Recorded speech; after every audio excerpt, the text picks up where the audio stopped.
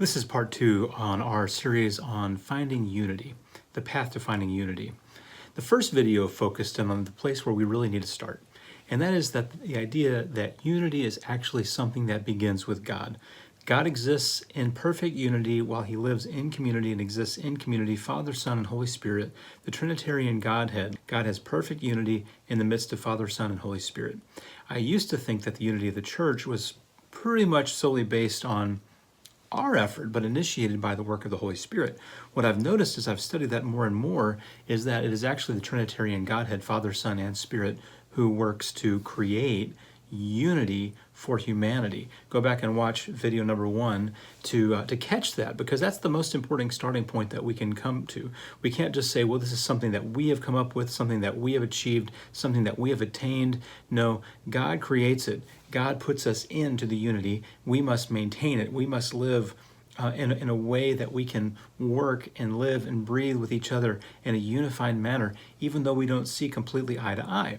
And that has been a real source of our disunity, is the idea of different kinds of doctrines, different kinds of divisions, different theologies of different denominations. And how do we find some sense of unity out there amongst all this diversity of opinion? First of all, I'm going to say there is no way to unify all of those things, and not all of those things that are said and taught are truly Christian things. But there is more flex room, more wiggle room than sometimes we recognize in the way that we teach and the way that we operate. I truly believe that it is important that we get more biblical, not less biblical. Now, what I mean by that is if we're going to form lines of who's in and who's out, as if that's really our job, but if we are going to determine some things that truly would be markers of genuine faith, markers of the genuine Christian, it's important for us to go to Scripture and allow for Scripture to actually speak into that. Now, what we've done historically in Churches of Christ is we've created a hermeneutic, a way of reading and interpreting the Bible that creates rules for many things that the Bible actually doesn't have rules on, and then we create more and more lines of division in ways that the Scriptures themselves don't actually outline. These are things that we've created, things that we have come up with. And so it's really, really important for us to pay attention to this and for us to understand nuance, that in the Scriptures not all things are put on the same level. Sometimes we say, well, all sin is the same and they all have the same effect, they separate us from God. Not all doctrine is of the same level, not all teaching is of the same level of importance. And the reason I can say that is not just because I'm making that up, or not just because I don't like some things but like other things better. The reason I'm able to say that is because the Bible itself says this. But before I get to that, in 1 Corinthians 15:4, I want to say that some of our experiences for many of us was that if you violated one small thing, it was just as big as if you violated some big thing. If you violated a tradition, it sure felt like you violated a scripture. Violating the tradition sure felt like sin. I remember being in a worship at one point where someone stormed out of the room, yelling, screaming, saying, if we're going to do it this way, then I'll never come back. And they just stormed out the door.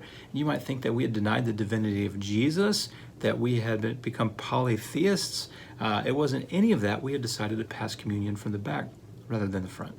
And that was a pretty disappointing moment. Someone who I dearly love and who I have grace toward and have no ill feelings toward. But that's the kind of mentality that a small violation of tradition seems to be put on par with, on level with, the essentiality of Jesus as the Savior of the world. And the Scripture itself, what I say by being more biblical is the Bible itself actually does not paint that picture. The Bible itself actually makes distinctions that some things are more important than other things, just like we have back in Micah 6, oh, what does God require of you to offer sacrifices and all these things? Well, yes, the Bible said all that, but truly God wants mercy and all these other things most. He wants you the most. We get this in 2 Chronicles 30 with the celebration of the Passover at the wrong day, that God saw their hearts and he relented and he didn't punish them for disobeying the Scriptures. Now, this doesn't give us license or warrant to disobey the Scriptures, but what it does do us is it tells us that we really have to keep first things first. Just like Jesus was asked, what is the most important commandment in the law? Jesus didn't say, well, they're all just as important as everything else. That would have been the answer I might have expected from Jesus, given some things that I've heard in Churches of Christ over the years. But Jesus didn't say that. He said, no, there is something that's most important, to love the Lord your God with all of your heart, soul, mind, and strength. And then he says there's also a second one that's like it, and that's to love your neighbor as you love yourself, because all the law and the prophets, which are like 600 some odd laws, 616, I think, maybe laws in the Old Testament, they all hang on this. If you get this, you'll get the whole thing. Jesus recognized that in the Bible of his day, the Old Testament, there was nuance. There were things that were considered most important, more important than other things. These were conversations that Jewish rabbis and people had regularly. Which was the most important commandment? This was something that they talked about.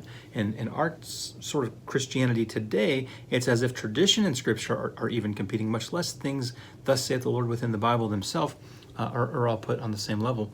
But the Bible itself doesn't exactly tell us that. And so I want us to be more biblical. And I'm going to start with 1 Corinthians chapter 15, 3 through 5. Here's what Paul wrote.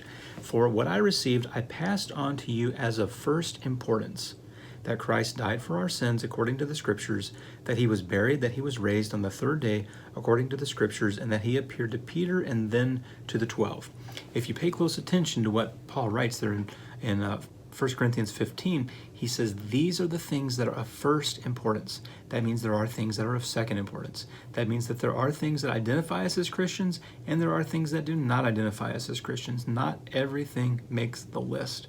Paul says there are some things that are more important than others, and he gives a few of them.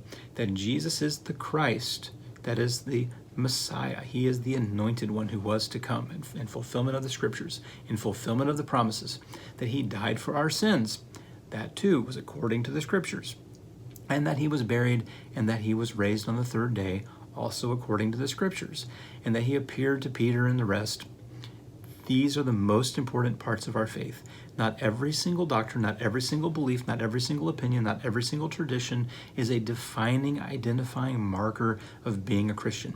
Now think about this. In the Old Testament, not even the Jews believed that every single law, all 616 or however many there were all identifying marks of Judaism. They believed that holy days, Sabbath, kosher, and circumcision were the identifying marks of their Judaism. They had 600 plus laws, but those were the 4 or so that they really realized that as they read the Bible itself, the Old Testament said, these are the things that put you in. And now what we've done is we've created a system that says there's hundreds of things that put you and keep you in.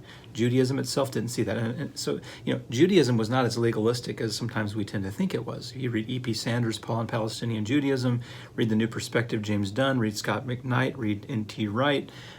Judaism was not a legalistic religion as sometimes we think it is. That comes maybe through Martin Luther, who was battling Catholicism, and some other people of the past.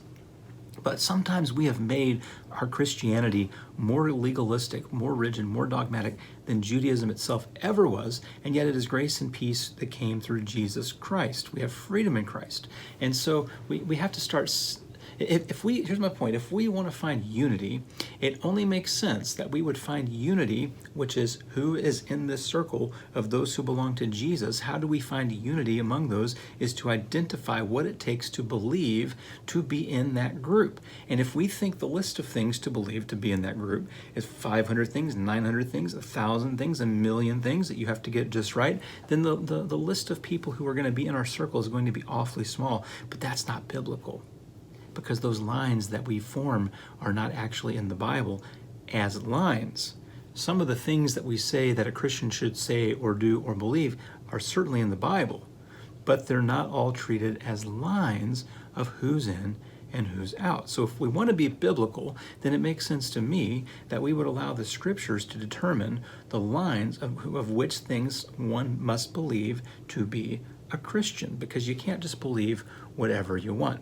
And if that's not enough, we turn over to Romans chapter 14. This one blew my mind. 1 Corinthians 15 opened my eyes up to see so many things that I had never noticed before. Romans 14 does the same. Romans 14, Paul is dealing with division in the church, Jews and Gentiles who had different scruples and different attitudes and mindsets about idolatry. They all knew idolatry was wrong, but about how do you view the meat in the marketplace that was offered to an idol? Can you eat it? Can you not? And so Paul gets into this lengthy discussion where he basically says not everything is a salvation issue. You could have it right and be okay. You could have it wrong and be okay on certain issues. In 14:4, we are literally told not to judge someone else's servant. In 14:15, Paul writes this: one man considers one day more sacred than another man considers each day alike. Each one should be fully convinced in his own mind. Fully convinced in his own mind. One guy says yes, one guy says no. Those are diametrically opposed mutually exclusive conclusions, we would have to say, well, one of them is right and one of them is wrong, and we can figure out biblically who is right and who is wrong. But Paul says you should both be equally convinced in your own mind. Paul literally just said, some of you are wrong, and it's okay to be convinced by that. Now, not in matters of core importance, not in matters of first importance, not in identifying markers of the Christian faith, but there are some things that Paul would say are actually disputable. Then he says, he who regards one day as special does so to the Lord. He who eats meat eats to the Lord, for he gives thanks to God. And he who abstains does so to the Lord and also gives thanks to God. And if you go down to 14:10, Paul writes, you then, why do you judge your brother? Or why do you look down on your brother? For we will all stand before God's judgment seat. In verse 12, he says, so then each of us will give an account of himself to God. Therefore, let us stop passing judgment on each other. That's really important scripture, because these are the kind of attitudes that are actually unbiblical, that cause division. The idea that we can come up with dozens and dozens and dozens and hundreds and thousands of identifying markers of the true church, of the true Christian, of the true man and woman of God, when the Bible itself, some of those things, yes, are in the Bible, but they're not all given in that context. They're not all given for that purpose. There are some things we're going to be mistaken on, and there's some things we're going to be wrong on, that God is going to overlook, that God is not going to send us to hell over. And then in 14:19, Paul writes this, let us therefore make every effort to do what leads to peace and mutual edification, because we're not going to be judging each other, he said, and we're going to each stand before God, he said, and we can each be equally convinced in our own mind on negotiable matters, he says, and so we should do what leads to peace and mutual edification, which will bring unity. Once we can mature and begin to distinguish which things are core and which things are peripheral, which things are negotiable and which things are non-negotiable, then through that non-negotiable core lens, we will find there are more people in the circle than we once identified. If we expand the circle of who is in and who is identified with Christ out beyond the core non-negotiable issues to the peripheral negotiable issues and say these are all a must, then unity becomes that much harder. Again, God creates the unity, but we must maintain the unity. And part of maintaining the unity is being mature and discerning in which things are identifying markers. The Old Testament had it too, and so does the New Testament. Which things must you believe to be a Christian? Because you can't just believe anything you want. We can't go, crazy out left field and say, do whatever you want, think whatever you want, believe whatever you want, live however you want, and God's fine with it. He really doesn't care. Not going to say that. Bible doesn't allow us to say that.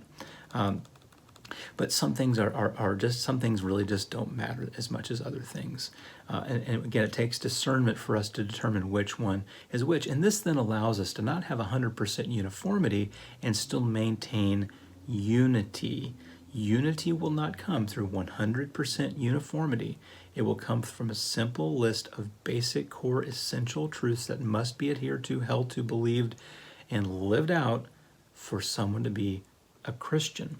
Biblical unity is not found in making all things okay and just do whatever you want. You might find some kind of unity in that, but not Christian unity. And biblical unity will also not be saying that everything is a rule that must be followed, because not everything in the Bible is a rule that has to be followed. Not everything is a rule. That's being biblical to say that, because that's what the Bible says.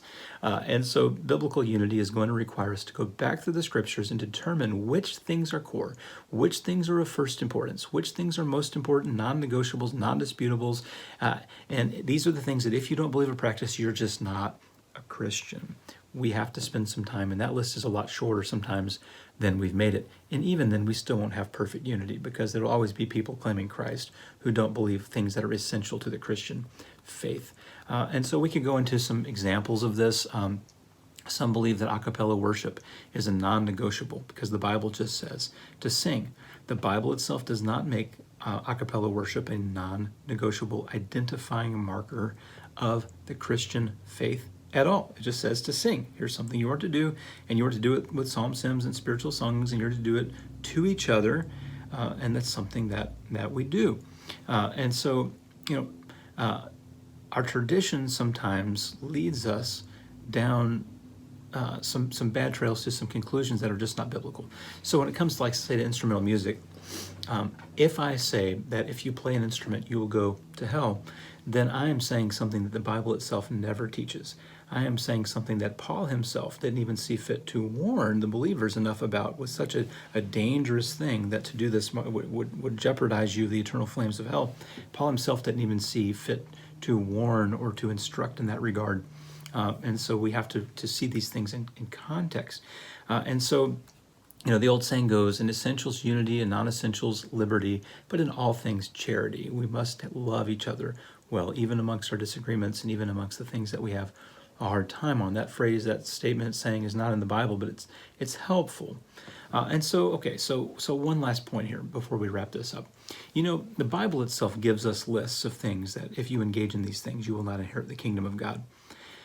And all the things in those lists are behavioral. They're not doctrinal lists. Paul never says, here's a list of things that if you don't believe, here's 50 things that if you don't believe these things, you will not inherit the kingdom of God. He does list sin. He does list moral issues, behavioral issues. If you engage in these things, you will not inherit the kingdom of God. Now, somehow we have put a mental assent belief even above our morality, even above our behavior, that you're more in threat of the fires of hell for what's in your head rather than what it is that you do, even though the Bible says that those who want to inherit the kingdom of God are people who engage in certain behaviors, and never give those lists when it comes to doctrines and beliefs. And so, and along with that, some came up with this idea that that doctrinal error is automatically sin. And that because you've never been convinced that your doctrinal error is truly error, and so you continue to believe in it, that then it becomes unrepentant sin. And then unrepentant sin becomes unforgivable sin. The Bible never teaches that. The Bible never teaches that just because you're mistaken on something means that you're eternally condemned. Now, I would say if you are mistaken that Jesus is the Son of God, that there is one God, the core matters of our faith, that Jesus was crucified, buried, and raised on the third day. If you don't believe those things, then you're just not a Christian. Then we don't have unity. But to expand that out to so many things, to say if someone's mistaken on one matter, we can't have people sinning and lost forever because they disagree or misunderstand on peripheral things. So let's be discerning, let's be wise, let's be gracious, and just like Paul said, that we must do everything that leads to peace and mutual edification, even in amongst. He said that in the context of disagreement. And so we need to be so kind and so loving and so patient and so understanding, because God has created us in this amazing body, this church family. It is unified in His sight, and let us not do anything that would jeopardize that unity, but to love each other well and to get along even sometimes when we disagree, and to spend some real time, some real elbow grease getting into the scriptures and determining what does the Bible itself say are the non-negotiable core aspects, first important matters of my faith, because that is biblical. Such things exist, and not everything is listed in those categories. So I hope this is helpful to you. We'll have some more parts on Christian unity. God bless you. Thank you for watching. And if subscribing would be something you want to do, I'd love for you to do that. But if not, I get it too. There's a lot to watch out there. There's a lot of great content. And so I appreciate the fact that you've spent the time here watching this. And I'm praying for you that this would be received with an open heart and an open mind. And that if I'm saying things that are incorrect or unbiblical, that you're more than welcome in the comments to challenge that and to let me know what I'm missing, because I'm still learning as well. And so thank you for your graciousness and your patience with me. God bless you.